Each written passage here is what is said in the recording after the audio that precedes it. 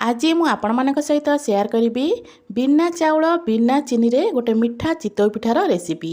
आज बिना चाउलर नरम तुलतुलिया चितौ पिठा बनैबा बहुत सहज। मात्र 15 मिनिट रे आपण ए पिठा को बनै परिबे। पिठा देखिबा पई जेतिकी सुंदर लागुची ना खाइबा पई मध्य सेतिकी ही सुआदिया लागुतिला। देखिकी आपण माने जानि पारुथिबे आज पिठाटी केते नरम बनिची। ता सहित पिठा मध्य पूरा जालीदार बनिची। नमस्कार, मु रश्मि यूट्यूब रे आपण समस्त को स्वागत। वीडियो को संपूर्ण देखिबा पई अनुरोध। एबे चलंतु स्टार्ट करिबा आजिर रेसिपी। प्रथमे गोटे बड़ बाउल नै जाइची। एबे बाउल रे आमे देई दबा 1.5 कप सुजी। मु एठी 1.5 कप सुजी नेथिली। आपण माने आपनका क्वांटिटी देखि सुजी को कम अधिक करी नेबे। आपण मानक पाखरे मोटा दाना वाला सुजी हो कि सरू दाना जो सुजी थिबो सेही सुजीर व्यवहार ए पिठा पई आपण माने करि परिबे। सुजी को दे सारा परे एठी मु देई दोची पाखापाखि गोटे ग्लास हब नख उषुम पानी। टिके नख उषुम पानी देले कौन हम ना सुजीटा आमर जल्दी बतुरी जीव। तो नख उषुम पानी टिके देकी एबे को आमे भल भाबरे गोळै नबा। तो एठी मु सुजी को भल से गोळै सारा परे एबे को मु कवर करी किछि समय पई छाडी देबी। किछि समय भितरे सुजीटा आमर बेस भल भाबरे फुली जीव। तो एबे चलंतु आकु कवर करी किछि समय पई छाडी दबा। चाउल तो आपण माने चितौ पिठा सब बळे बनाउथिबे। थरे सुजीर ए चितौ पिठा को निहाती ट्राई करंतु। तो किछि समय परे मोटी कवर काढी देइची।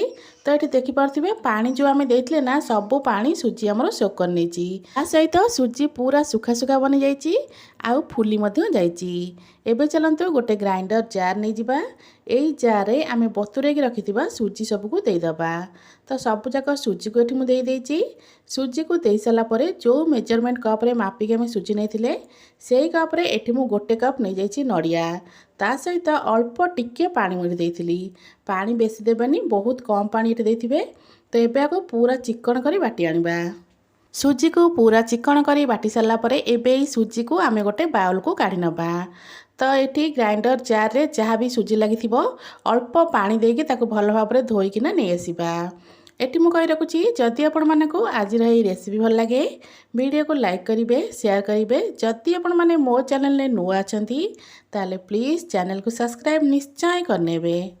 एठी देखि पारथिबे बैटर कंसिस्टेंसी आपण मानकु एठी बैटरटा टिके बहलिया लागुथिबो। किंतु आपण माने एई जगह रे बैटर रे बिल्कुल भी पानी देबेनी, कारण आगो को हमकु पानी ऐड करिवार अछि।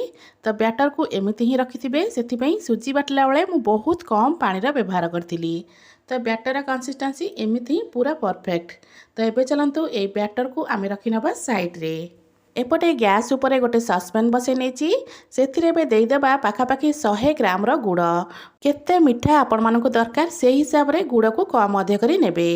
एबे गुड़ रे अल्प टिके मु पानी देई दोची। अल्प पानी देके आकु आमे भल भाबरे फुटै नबा।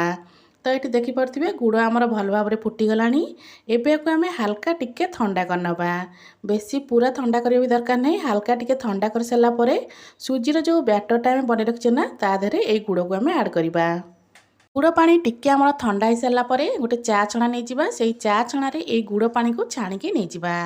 तो चा छणा रे एमती छाणी के नेले कोन हबा ना जहाँ भी मैला थिबो सब आमर अलगा होके रहि जिवो। एबे को आमे भल भाबरे मिसै नबा। जदि आपण माने पूरा डह डह गरम गुड़ पानी को सुजीर ये बैटर देबे तो सुजी सांग सांगे टिके टिके गेटा हो जिवो। हल्का ठंडा करनेबे तापरे सुजीर बैटर रे गुड़ पानी को देबे। तो ये देखि पारथिबे सुजी रे हमर बिल्कुल भी गेटा नहीं।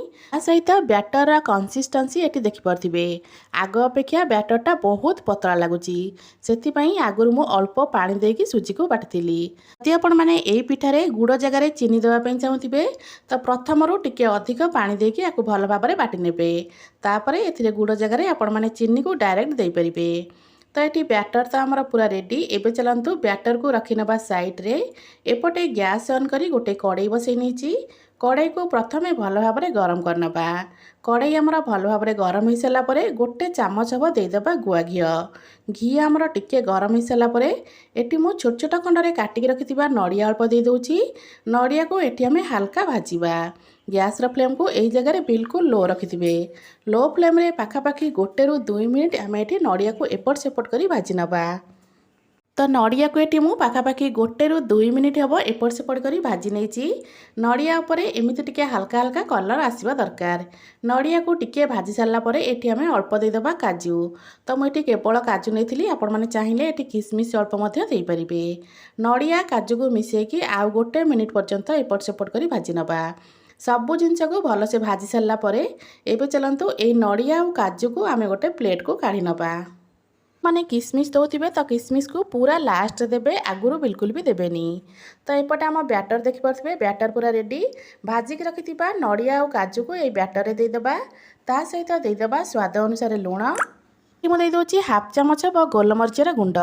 गोलमरीच गुंड ये पिठारे बहुत बढ़िया गोटे फ्लेवर दब। सबू जिनस को एबे आमे भलसे मिसई नबा। पाखापाखि 1 ରୁ 2 मिनिट एमती गोले ने। एमती गोले ने कौन हम ना सबू जिनस आमर भल भाव में मिसीज। आज पिठा आम बिना इनो बिना सोडारे बनइबा। आ पिठा देखिए केते फुला फुला बनब। तो ये मुझे भल भाव तो गोल सारा। एवं बैटर को रखी नवा साइड रे। एपटे गैस ऑन करनवा। गैस ऑन करी एपटे मुझे बसई नहीं गोटे कड़ई। आगुरी यही कड़ई रे आम काजू आ नड़िया को भाजी से अल्प घी अच्छी। तो ये मुझे बिल्कुल भी घी कि तेल किसी भी दौनी। कड़ई भल भाव में गरम हो सारापर गोटे डंकी ये मुझे बैटर दे दूची। बैटर दे सारापर गैस फ्लेम को ये आम बिल्कुल लो करनवा। एवं आम कभर करनवा। कभर करके पाखापाखि 1 ରୁ 2 मिनिट छाड़वा। 1 ରୁ 2 मिनिट पर एबे कभर काढ़ा। तो ये देखिपे केते फुला फुला पिठा बनी। आउ जेहेतु ये पिठा को आम सुजी रे बनी, पिठा आमर पूरा तुला परिका नरम बनब। सेम प्रोसेस रे एबे चलतु सबुजाक पिठा को बनई नवा। सबुजाक पिठा पूरा फुला फुला बनब। देखापी जी सुंदर लगुच ना आज पिठा खावाई बहुत ही बढ़िया लगे। आशा करुच्ची आपण मानक आज पिठार रेसिपी निश्चय पसंद आसथिबो। पुणी आसबि गोटे नुआ रेसिपी नहीं, से पर्यंत रहूची। नमस्कार, जय।